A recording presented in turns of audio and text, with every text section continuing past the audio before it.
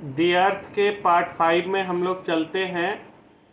ये वीडियो जो देख रहे हैं आप लोग, हम लोग 47 पैराग्राफ तक आ चुके थे कि उन लोगों ने, बेंजी और फ्लोरेंस ने मिलकर माता पिता को मजबूर कर दिया कि आप किचन में खाना खाइए, हम लोग अदर रूम में दूसरे कमरे में खाना खाएंगे। And throughout that winter, Benji and his wife lived in one part of the house and his father and mother in the other. और उस पूरे विंटर यानी उस पूरे सीजन, उस पूरे ठंड के मौसम में बेंजी और उसकी पत्नी घर के एक हिस्से में रह रहे थे और दूसरे हिस्से में उसके माता पिता। To the old people, the days began now to seem very long. As they looked out on the land, they could see the region. उन बूढ़े लोगों के लिए अब दिन काटना बहुत ही लंबा, हर एक दिन बहुत लंबा लगने लगा था। और जो रीज़न था वो ये था कि जब कभी भी वो बाहर अपनी ज़मीन को देखते थे, वो उस कारण को देख सकते थे कि आखिर ये पूरा दिन लंबा क्यों है। उनकी पूरी ज़मीन चली गई थी उस बेटे को बनाने में। Where there had once been brown bare earth, rows of winter beans, patches of wheat, there were now only Benjy's chicken house. जहाँ कभी पूरी भूरी धरती थी, ठंड के मौसम में बिछाए गए बीन्स थे, गेहूं के पैचेस थे, पैचेज यानी गेहूं के पेड़ के दाग थे, आज वहाँ अब सिर्फ बेंजी के चिकन हाउसेस हैं। The earth was still there, जमीन आज भी वहीं थी, but the purpose of it no longer concern them, लेकिन जो उसका पर्पस था, जो उसका उद्देश्य था, उनसे अब उन लोगों को कोई लेना देना नहीं था। The plough, the mare, the cart and their few tools stood about in the yard, but now it was truer than ever that without the earth they were useless. हल, घोड़ा, गाड़ी और कुछ औजार आज भी उनके यार्ड में थे, बट यह आज सबसे बड़ा सत्य था कि बिना धरती के ये यूजलेस हैं, किसी काम के नहीं हैं। आज सबसे पहले भी लोग जानते थे, लेकिन आज उन्हें महसूस हो रहा है कि बिना धरती के ये सब तो यूजलेस हैं। As the winter went on, जैसे ही ठंड गया, and the 4 people were more and more confined indoors, और जो वो 4 लोग थे वो अंदर ही अंदर कन्फाइन कर रहे थे, अपने आप को संकुचित कर रहे थे। The division in the house became an enormous gap, जैसे जैसे लोग अपने आप को संकुचित कर रहे थे, वैसे ही घर की दूरियां बढ़ती जा रही थी। The 2 women passed each other on the stairs with glances of antagonism nor speaking, जो 2 औरतें थी घर में, वो दोनों जब एक दूसरे को पास करती थी सीढ़ियों पर, स्टेयर्स मतलब सीढ़ियाँ होती है, स्टेयर्स पर जब पास करती थी तो दोनों एक दूसरे की तरफ देखती तो क्या, देखती तक नहीं थी, बोलने की तो बात ही दूर। When Benji's father walked out to preach on Sundays, he walked slowly and brokenly. अब जब बेंजी के पिता रविवार को प्रीच यानी भाषण, संदेश देने, सत्संग करने जाते थे, तो वो जब बाहर जाते थे बहुत ही धीरे धीरे और ब्रोकनली, एकदम टूटा हुआ सा लगता था। With the steps of an old man, ऐसा लगता था जैसे सचमुच में कोई बूढ़ा आदमी आ रहा है। Only Benjy appeared not to be upset, केवल बेंजी ही ऐसा था जिसके चेहरे पर किसी भी प्रकार की उदासी नहीं दिख रही थी। Preoccupied with his hands, it was as if the emotions of normal people never penetrated beyond his plump hairy face and the eyes that looked so harmless and simple still. ऐसा लगता था कि मुर्गियों में busy रहते रहते उसके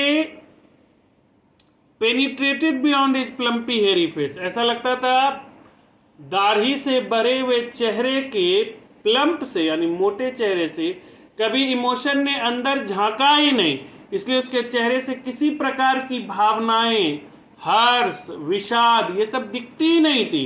and the eyes that looked so harmless and simple still, और आंखें जो सिंपल दिखती थी, स्टिल दिखती थी, रुकी हुई, वो भी नहीं दिखती थी। अब मतलब कि ऐसा लगता था बेंजी के लिए उस घर में कुछ हो ही नहीं रहा, सब कुछ नॉर्मल है, अपना मुर्गियां हैं ही जिंदा, बाप माए को क्या पता, बाप माए से उसको क्या लेना देना।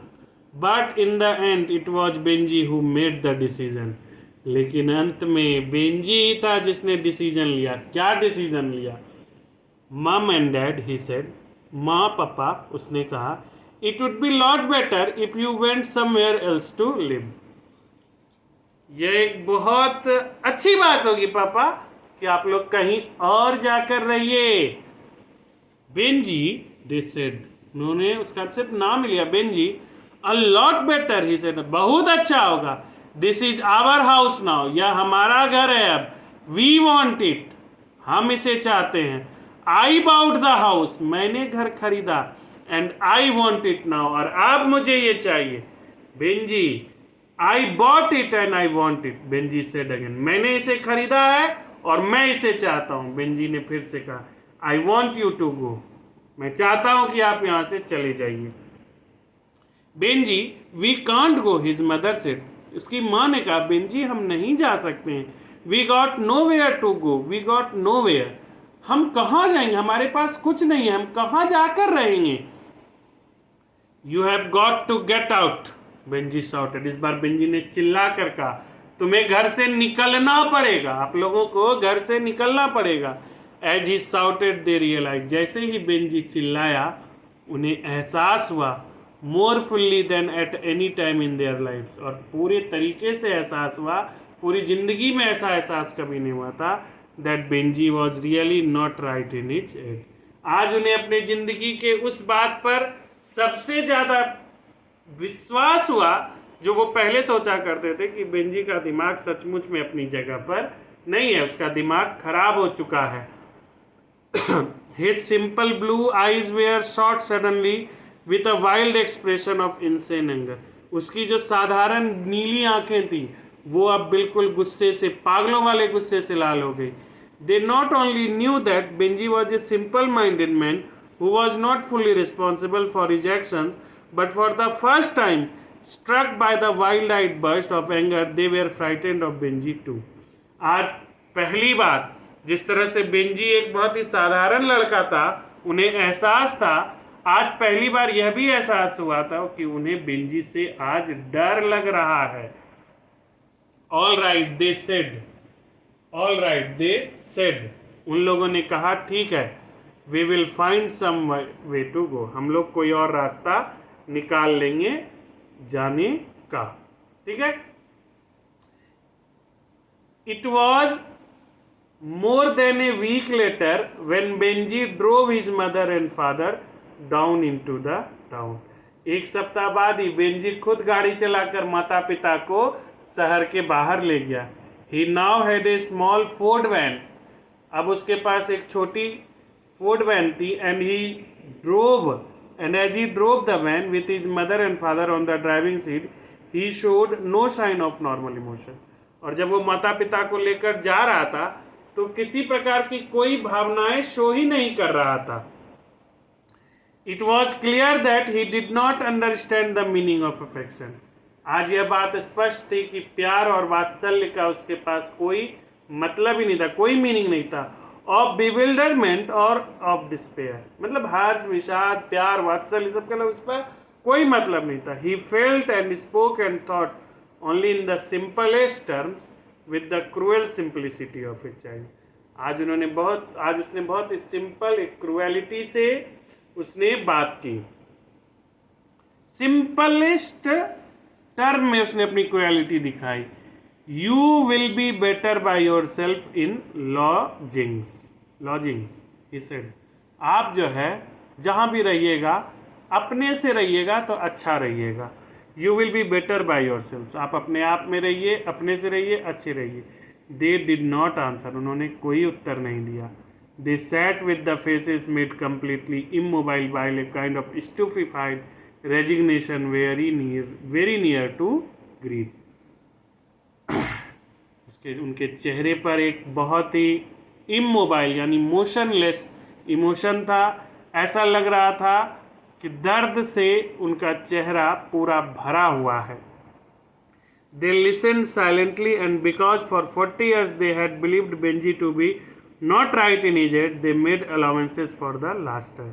वो शांति से बैठे रहे क्योंकि 40 सालों तक उन्होंने अपने आप को यह विश्वास दिलाया था कि बेंजी दिमाग से सही नहीं है, इसलिए वो आज आखिरी बार भी चुप ही रहे, कुछ बोला ही नहीं, अपने दिमाग में यही बातें लाने दी कि जो बच्चा दिमाग से ही खराब उसे क्या।